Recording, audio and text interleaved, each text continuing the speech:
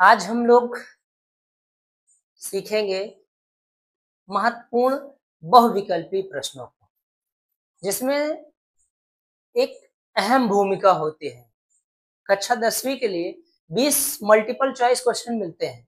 तो उन 20 multiple choice क्वेश्चनों में से प्रत्येक चैप्टर से हमें कुछ न कुछ प्रश्न देखने को मिलेगा। तो गणित के इन महत्वपूर्ण बहुविकल्पी प्रश्नों को एक एक करके हम लोग सीखते हैं। तो आज हम लोग शुरुआत करेंगे मल्टीपल चॉइस क्वेश्चन, वास्तविक संख्याओं से संबंधित प्रश्नों, वास्तविक संख्याओं से संबंधित जो भी सवाल बनेगा मल्टीपल चॉइस क्वेश्चन में, उन प्रश्नों को आज हम लोग देखेंगे। तो चलिए इस सेशन को हम लोग शुरुआत करते हैं। और इस सेशन के शुरुआत में जो हमारा पहला सवाल है वो देखिए आप लोग, यहाँ पे दिया है कि 2 की पावर 3 गुणे 3 गुणे 5 तथा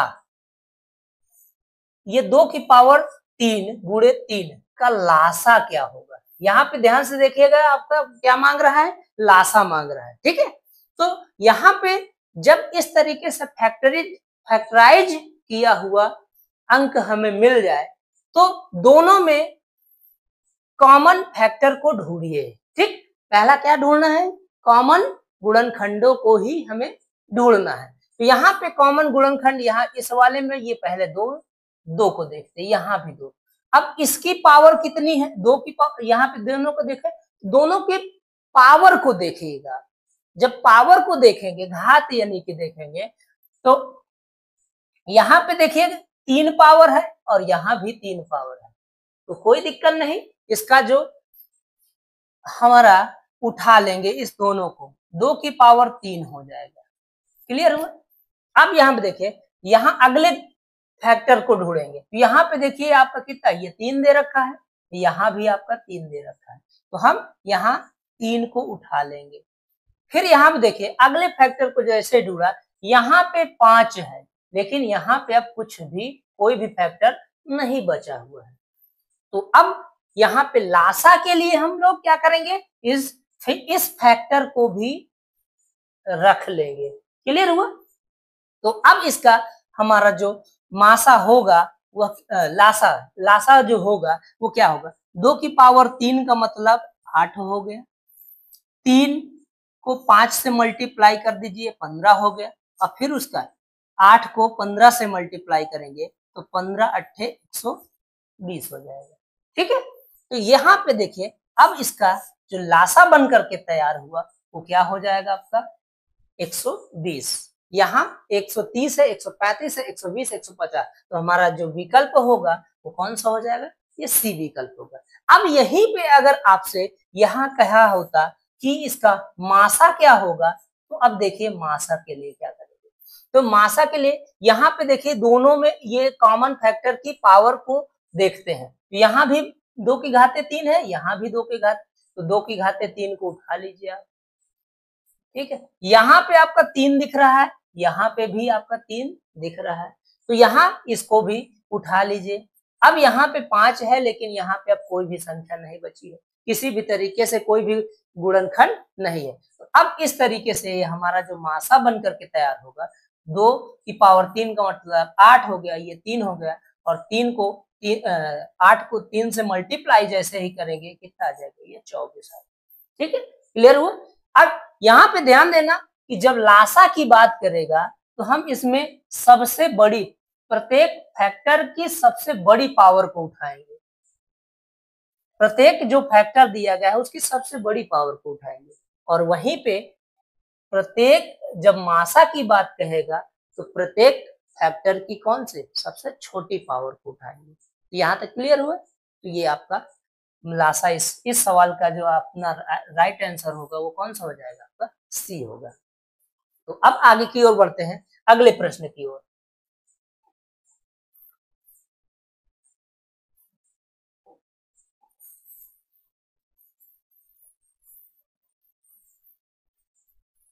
अगला प्रश्न है अपना, कह रहा है दी गई संख्याओं में अभाज्य संख्या कौन सी है। जो दी गई संख्या है इसमें से अभाज्य संख्या कौन सी है। तो अभाज्य संख्या वह संख्या होती है जिसे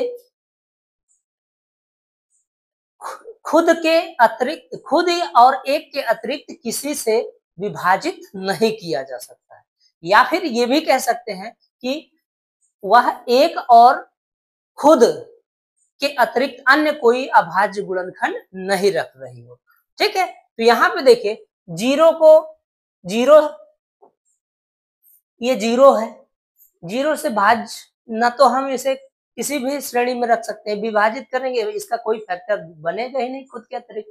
अब यहाँ पे देखिए एक के बारे में है, तो एक ना तो भाज्य है और ना ही विभाज्य है।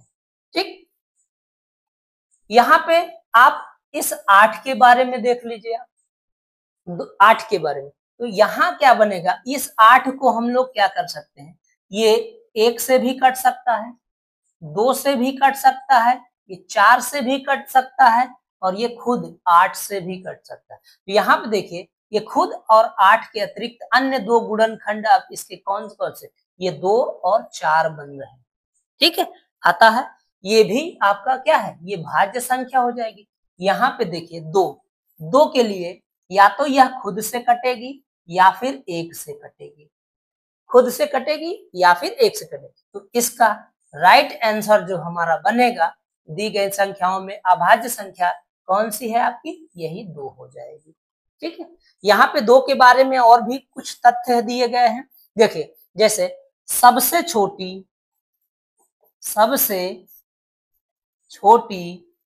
अभाज्य संख्या है, अभाज्य संख्या है 2 क्या है आपका, सबसे छोटी अभाज्य संख्या के तहत रखा जा सकता है। ठीक है, और यहाँ पे देखिए 2 सम अभाज्य संख्या है, सम अभाज्य संख्या है, 2 सम अभाज्य संख्या के तहत भी आता है। क्लियर है, चलिए आगे की ओर हम लोग बढ़ेंगे, अगले प्रश्न की ओर। अगला जो प्रश्न है अपने पास यहाँ पे दिया गया है, प्रश्न नंबर 3, यदि 26 और 156 का लासा कितना दे रखा है, 156 है, तो इसका मासा क्या होगा। तो अब इस पर एक फार्मूला देखिएगा, यहाँ पे देखिए लासा गुणे मासा, लासा गुणे मासा बराबर हमारा क्या होता है आपका, पहली संख्या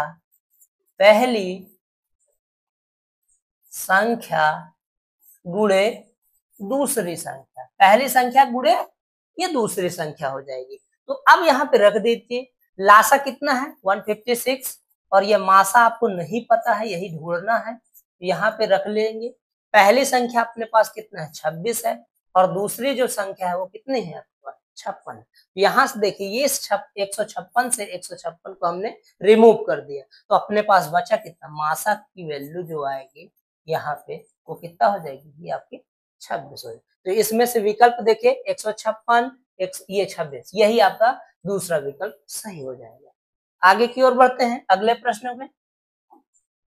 अगला प्रश्न कह रहा है कि संख्या 144 के अभाज्य गुणनखंड में अभाज्य गुणनखंडों की घातों का योग क्या होगा। प्रश्न कह रहा है कि 144 का अभाज्य गुणनखंड करना है आपको और उसके बाद अभाज्य गुणनखंडों की घातों का योग कितना होगा। तो आइए चलते हैं, चेक करते हैं। तो 144 के जो अभाज्य गुणनखंड प्राप्त होंगे वो कौन कौन से होंगे। तो यहाँ पे देखिए इस तरह से हम इसको तोड़ लेते हैं। देखिए यहाँ पे 2 से तोड़ा तो ये कितना बन जाएगा 72 हो गया, फिर 2 से तोड़ा तो ये कितना हो गया 36 आ गया, फिर 2 से तोड़ा ये 18 आ गया, फिर 2 से तोड़ा ये 9 आ गया। अब ये 2 से नहीं टूटेगा, हम 3 से तोड़ते हैं तो ये कितना आ जाएगा आपका, ये 3 बन जाएगा, फिर 3 से तोड़े ये आ गया आपका। तो अब इस तरीके से हम लिख सकते हैं कि देखिए 2 कितनी बार आया है, यहाँ देखिए 1 2 3 4, 4 बार, 2 की पावर कितना दे देंगे 4 दे देंगे। फिर यहाँ पे देखिए ये 3 कितनी बार आया है, 2 बार आया है, तो 3 की पावर कितना दे देंगे, ये 2 हो गया। अब इसने क्या कहा इनकी अभाज्य गुणनखंडों के घातों का योग क्या होगा। तो घात इस पे देखिए, अभाज्य गुणन 2 के अभाज्य गुणनखंड की घात कितनी है, 4 दे रखा है, और 3 के अभाज्य गुणनखंड की घात कितना दे रखा है, 2 दे रखा है। तो इस तरीके से घातों का योग कितना होगा, घातों का योग बनेगा कितना आपका 4 + 2 यानी कि ये 6 होगा। तो अब इसमें से विकल्प जो हमारा बनकर तैयार होगा वो कौन सा होगा, यहाँ 3 है, यहाँ 4 है, यहाँ 5 है, और ये क्या है, ये 6 है। तो विकल्प कौन सा हो जाएगा आपका, डी हो जाएगा, डी पर। ठीक है, चलिए अगले प्रश्न की ओर बढ़ते हैं हम लोग। अगला जो प्रश्न है अपना यहाँ पे दे रखा है, निम्नलिखित में से कौन संख्या अपरिमेय है। तो चलिए देखते हैं अपरिमेय संख्या क्या है। तो परिमेय संख्या और अपरिमेय संख्या, जिन्हें हम p/q के रूप में लिख सके वो परिमेय, और जिसे हम नहीं लिख पाएंगे वो अपरिमेय के तहत रखी जाएंगी। तो यहाँ पे देखिए, ये आपका ऑलरेडी p/q के रूप में लिखा हुआ है, अंश और हर के रूप में लिखा है। अब अगर इसे मैं देखना चाहूं तो यहाँ पे देखिए, p/q के रूप में जब लिखना चाहूंगा तो ये कुछ इस तरीके से लिखो, दशमलव के लिए 1 लगाना है, उसके बाद 1 2 3 4, 4 अंक है, 4 जीरो सेट कर दीजिए, बस हो गया। तो ये आपका क्या p/q के रूप में कन्वर्ट हो गया। अब रिपीटेड, यहाँ पे देखिए ये रिपीटेड नंबर है, तो रिपीटेड नंबर भी आपकी परिमेय संख्या के तहत आ जाती है। ठीक, तो अब यहाँ पे देखिए जो हमारा राइट आंसर होगा वो कौन सा हो जाएगा, ये डी हो जाएगा। ये इसे हम अपरिमेय संख्या के तहत रख सकते हैं, ना तो इसमें रिपीट हो रहा है, ना इसकी कोई निश्चित स्थिति प्रदर्शित आता है। हमारा ये अपरिमेय संख्या के तहत कौन सा विकल्प सही हो जाएगा, आपका डी वाला विकल्प सही हो जाएगा। क्लियर है, चलिए अगले प्रश्न की ओर बढ़ते हैं हम लोग। अगला प्रश्न है, यहाँ देखिए, यूक्लिड विभाजन प्रमेयिका का प्रयोग करते हैं। चलिए अब यूक्लिड विभाजन जो प्रमेयिका का प्रयोग होता है वो मासा निकालने के लिए करते हैं, HCF फाइंड आउट करने के लिए करते हैं। ठीक है, तो अब HCF किन संख्याओं का इनसे निकाल सकते हैं, देखिए हम सभी शून्य के अलावा सभी पूर्णांकों का, यानी कि सभी पूर्णांकों को हम नहीं निकालेंगे, सभी पूर्णांकों का, यहाँ पे देखिए सभी पूर्णांकों का हम नहीं निकाल सकते हैं। तो शून्य के अलावा सभी पूर्णांक, यही विकल्प आपका दे रहा है, तो ये भी आपका क्या होगा, नहीं निकाला जा सकता है। केवल ऋणात्मक पूर्णांकों को, ये भी आपका केवल ऋणात्मक पूर्णांकों को नहीं निकाला जा सकता है। हम क्या, धनात्मक पूर्णांकों, ये आपका सही विकल्प होगा। यूक्लिड विभाजन प्रमेयिका का प्रयोग धनात्मक पूर्णांकों के मासा निकालने के लिए करते हैं। क्लियर है, मासा निकालने में हम उपयोग में लाएंगे। तो अब अगले विकल्प की ओर चलेंगे हम लोग। अगला जो है, अगला प्रश्न कह रहे हैं, यम के सभी धनात्मक पूर्णांकों के लिए सम संख्या का रूप होगा। तो यम, यहाँ पे देखिए कोई भी सम संख्या है तो उसका यम के किसी भी मान के लिए इनमें से हमें धनात्मक यम के सभी धनात्मक पूर्णांकों के लिए सम संख्या का रूप होना कौन सा होगा। तो यहाँ देखिए, अगर मैं यहाँ पे इसके लिए ले लेता हूँ, यम का कोई भी मान लेना धनात्मक पूर्णांक, धनात्मक पूर्णांक में आपका क्या आएगा, जैसे यम के लिए 1 हो जाए, 2 हो जाए, 3 हो जाए, 4 हो जाए, 5 हो जाए, ये इस तरीके से सभी कह लीजिए एक तरीके से सभी प्राकृतिक संख्याओं के तहत हो जाएगा। तो यहाँ पे देखिए, अगर यम के लिए 1 रख दिया तो ये विषम हो गया, एक विषम संख्या के तहत आ जाएगी। 2 रख दिया तो 2 तो सम है, लेकिन फिर 3 रखेंगे तो फिर विषम हो गया आपका। तो इस तरीके से ये विकल्प आपका नहीं होगा। फिर देखिए इस पर देखिए, यहाँ पे देखिए, अगर m के लिए मैंने 1 रखा तो ये 1 और 1 मिलकर के कितना हो गया आपका, 2 हो गए। फिर वहीं पे अगर मैंने क्या दिए, m के लिए 2 रख दिया और 1 जोड़ दिया तो क्या होगा, ये 3 हो जाएगा। तो अब यहाँ पे ये भी विकल्प आपका नहीं बनेगा, ये भी विकल्प आपका नहीं देखने को मिलेगा। अब यहाँ पे देखिए ये 2 और m के लिए 1 रखा तो कितना है, 2 आया। फिर 2 और m के लिए 2 रखा तो ये क्या है, 4 आया। फिर 2 और ये m के लिए 3 रखा तो कितना आया, ये 6 आया। 2 फिर m के लिए 4 रखा तो कितना आया, 8 आया। ठीक, इस तरीके से आपने देखा कि 1 2 3 यम के कोई भी वैल्यू रख रहे हैं तो हमारा जो संख्याएं प्राप्त हो रही है वो किस तरीके से, ये सभी सम संख्याओं के तहत प्राप्त होती चली जा रही है। तो इस तरीके से हमारा जो विकल्प हो जाएगा वो कौन सा विकल्प हो जाएगा, ये। ठीक है, कोई भी संख्या है, अगर उस संख्या को हम किसी सम संख्या से मल्टीप्लाई करेंगे तो हमारा सदैव सम संख्या ही प्राप्त होगा। या फिर कह लीजिए किसी भी कोई भी संख्या है, अगर उसको हम 2 से मल्टीप्लाई करेंगे तो क्या मिलेगा आपका, सदैव एक सम संख्या मिलेगी। ठीक, अब यही पे एक प्रश्न और भी बन जाता है कि यम के सभी धनात्मक पूर्णांकों के लिए विषम संख्या का रूप क्या होगा। तो विषम संख्या के लिए रूप जो होगा, तो यहाँ पे देखो ये इस स्थिति में हमारा क्या आएगा, सदैव सम आएगा।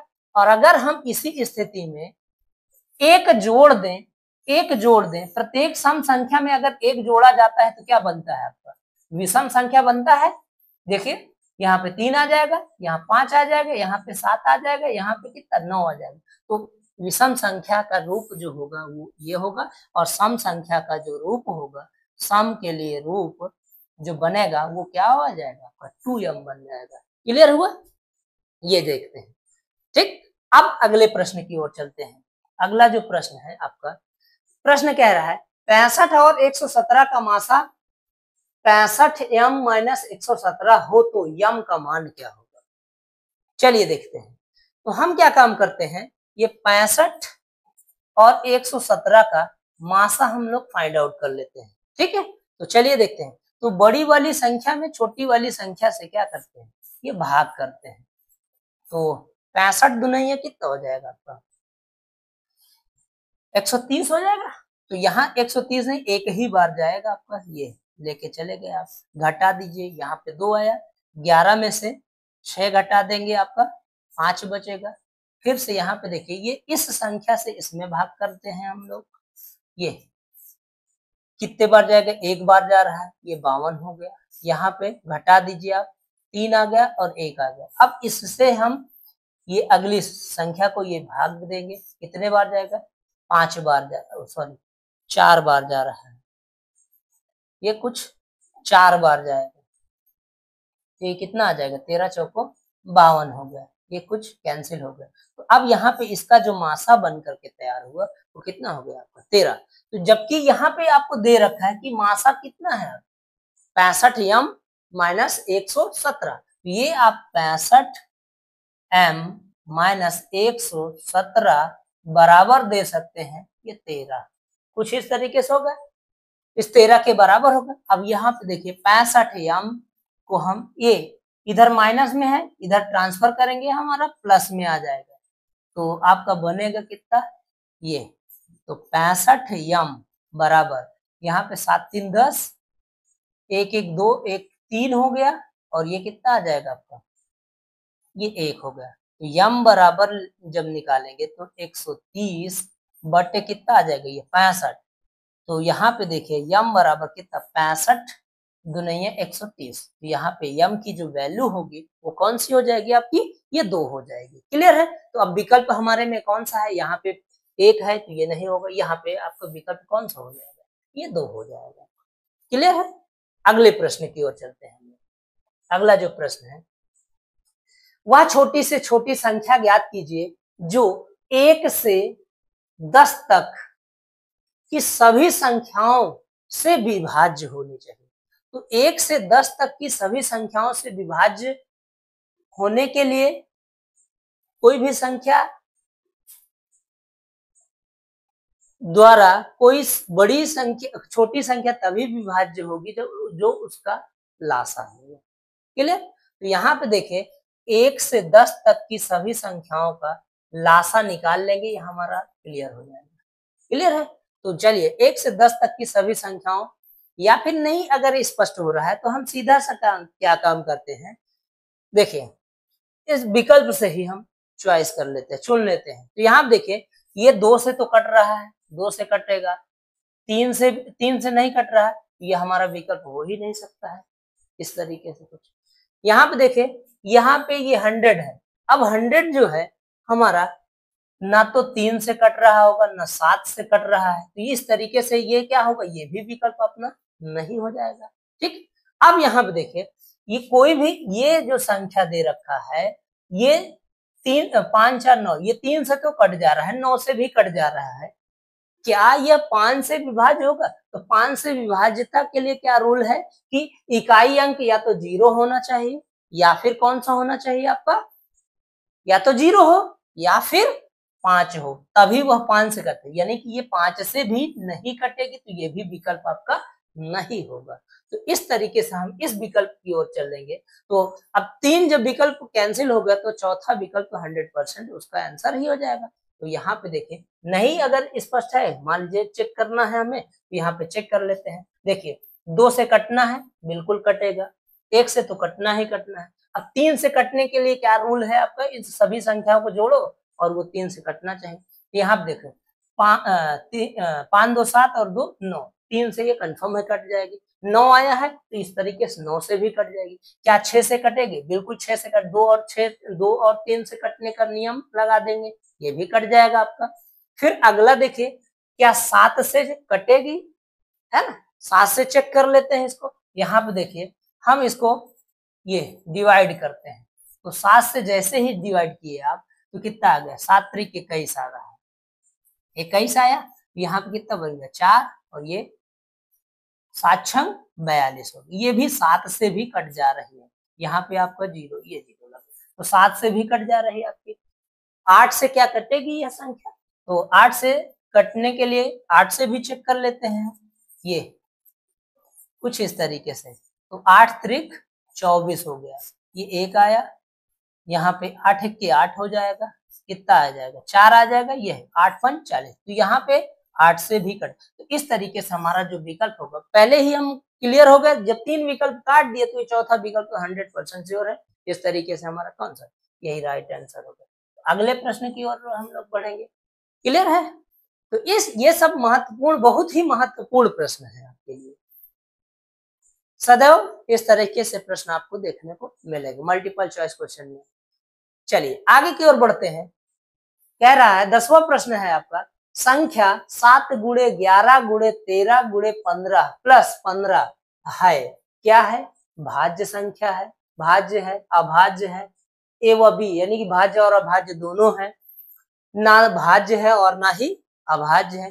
तो आइए चेक करते हैं। यहाँ पे देखिए, ये 7 गुणे 11 गुणे 13 गुणे 15 प्लस कितना, ये 15 हो गया। अब यहाँ पे देखिए, ये एक संख्या को प्रदर्शित करता है, इसका ये आंसर। तो यहाँ पे हमने क्या किया, 15 कॉमन ले लिया, तो यहाँ हमारा बचेगा कितना, 7 गुणे 11 गुणे 13 प्लस ये 1 बच जाएगा, क्लियर है।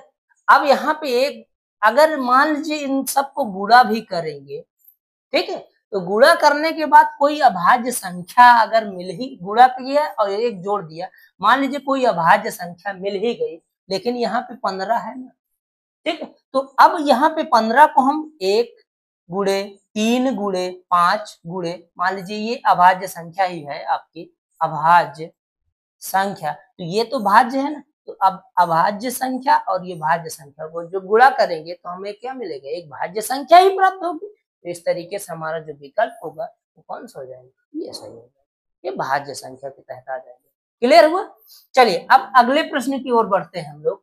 अगला जो प्रश्न कह रहा है कि संख्या 1.23 है, 1.23 है। तो यहाँ पे देखिए पूर्णांक, क्या पूर्णांक है, तो हमने पढ़ा था कि पूर्णांक क्या होता है, शून्य सहित से, शून्य के साथ सभी धनात्मक और ऋणात्मक जितनी भी संख्याएं होती है वो क्या होगी, आपकी पूर्णांक होगी। यहाँ पे ये पूर्णांक के तहत तो नहीं दिया जा रहा है, ठीक है, ये पूर्णांक आपका नहीं है, तो ये विकल्प आपका नहीं होगा। क्लियर है। अब यहाँ पे देखिए, परिमेय, परिमेय संख्या वे संख्या होती है जिसे हम पी बाई क्यू के रूप में लिख सकते हैं। तो क्या हम इसे पी बाई क्यू के रूप में लिख सकते हैं, तो 1.23 को अगर हम पी बाई क्यू के रूप में लिखना चाहें तो कुछ इस तरीके से, दशमलव के लिए 1 लगाएंगे, उसके बाद कितने 2 अंक है, 2 जीरो लगा दें, तो ये अंश और हर में लिख गए, तो यहाँ पे ये आपका ये हो जाएगा, ये तो विकल्प कौन सा हो जाएगा आपका, ये परिमेय संख्या हो जाएगा, ठीक। तो 1.23 का जो आंसर होगा वो कौन सा हो जाएगा, ये बी नंबर, यानी कि पी परिमेय संख्या है। आगे की ओर बढ़ते हैं।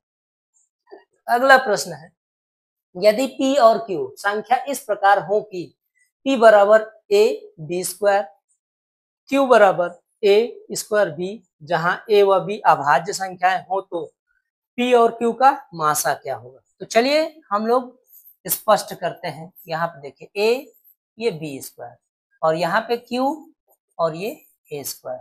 तो मैंने आपसे बताया था इसके स्टार्ट में ही कि जब मासा लासा निकालना हो तो दोनों फैक्टरों में बड़ी पावर को देखेंगे और जब मासा निकालना हो तो छोटी पावर को देखेंगे। तो यहाँ पे देखिए अभाज्य गुणनखंडों को कॉमन को ढूंढते हैं। तो यहाँ पे देखिए A है, यहाँ पे A स्क्वायर है, तो इसमें छोटी पावर क्या है, ये A ही है, A रख लेंगे।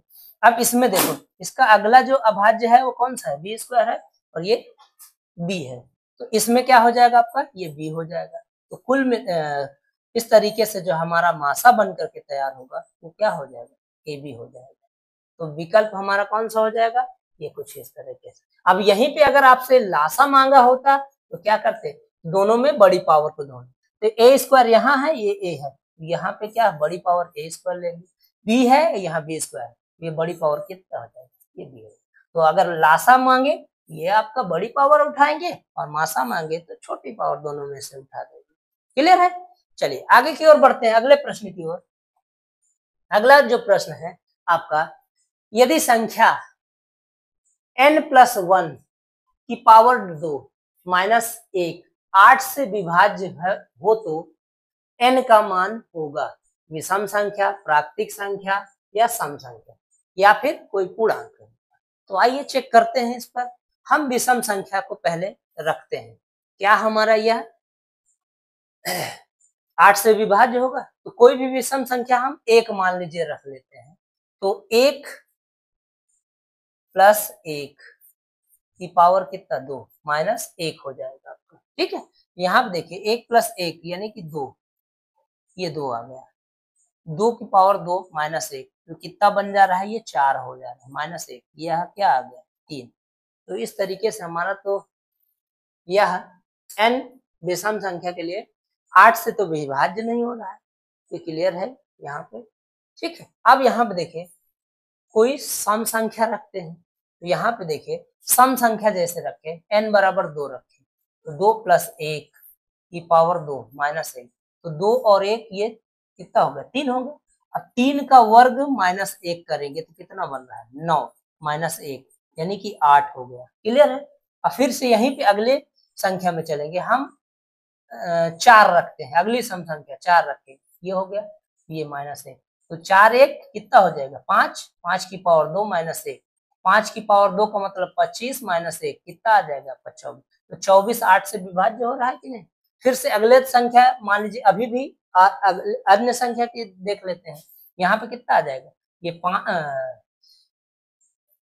अब हम लोग 6 की रखेंगे, तो 6 रखेंगे, यहाँ पे 6 + 1 की पावर 2 माइनस 1, 6 1 7, 7 की पावर 2 माइनस 1, तो 7 7 49 माइनस 1 कितना आ गया 48, तो 8 6 48। तो इस तरीके से आपने देखा कि n के प्रत्येक सम पद के लिए सम संख्या, विषम पद पहले ही आपका नहीं कट रहा है, तो 1 से जब नहीं गया तो वो विषम हो ही नहीं सकता। जब विषम नहीं हो रहा है तो प्राकृतिक संख्या में क्या आते हैं, सम और विषम दोनों संख्या आती है, तो ये भी आपका नहीं होने वाला है। ठीक है, ये विकल्प और ये दोनों विकल्प आपके कैंसिल हो गए। अब पूर्णांक में सभी शून्य सहित धनात्मक और ऋणात्मक संख्या आती है, तो इस तरीके से ये भी आपका नहीं आएगा। तो हमारा जो विकल्प होगा यहाँ क्या आंसर हो जाएगा, ये सम संख्या के तहत आ जाएगा। क्लियर है। चलिए अगले प्रश्न की ओर बढ़ते हैं। अगला प्रश्न आपसे कह रहा है, एक अपरिमेय संख्या और एक परिमेय संख्या का गुणनफल सदैव गुणनफल होगा। कोई भी, अगर एक बात ध्यान दीजिएगा कि कोई भी अपरिमेय संख्या में किसी परिमेय संख्या से गुणा किया जा रहा है, गुणा किया जाए या भाग किया जाए किसी भी तरीके से, तो हमें सदैव अपरिमेय संख्या ही मिलेगी। कौन सी मिलेगी, अपरिमेय संख्या। हाँ, एक बात और है कि कोई भी परिमेय में अपरिमेय संख्या में परिमेय संख्या जोड़ी जाए या घटाई जाए, फिर भी वह क्या मिलेगा, हमें अपरिमेय ही संख्या मिलेगी। कोई भी क्रिया कर रहे हो ये सदैव क्या मिलेगा आपका अपरिमेय। तो इस तरीके से हमारा जो विकल्प बनेगा वो कौन सा हो जाएगा, ये बी बन जाएगा। क्लियर है। अगला प्रश्न है आपका, अगला प्रश्न है, तो दो अभाज्य संख्याओं का मासा होगा, कोई भी दो अभाज्य संख्याएं ले लीजिए, उनका अगर मासा आपको निकालना है तो क्या होगा, उनका गुणनफल कोई कॉमन मिलेगा नहीं एक के अतिरिक्त। इस तरीके से मासा क्या होता है कि किसी भी दी गई संख्याओं के गुणनफलों अभाज्य गुणनखंडों के उभयनिष्ठ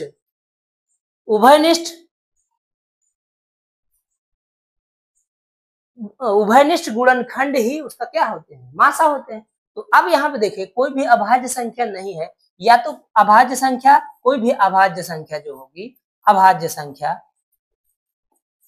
या तो एक से कटेगी या खुद से कटेगी, खुद से कटेगी।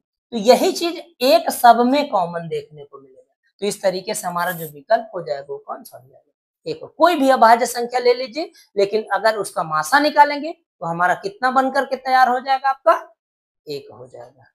क्लियर है। चलिए अगला प्रश्न है,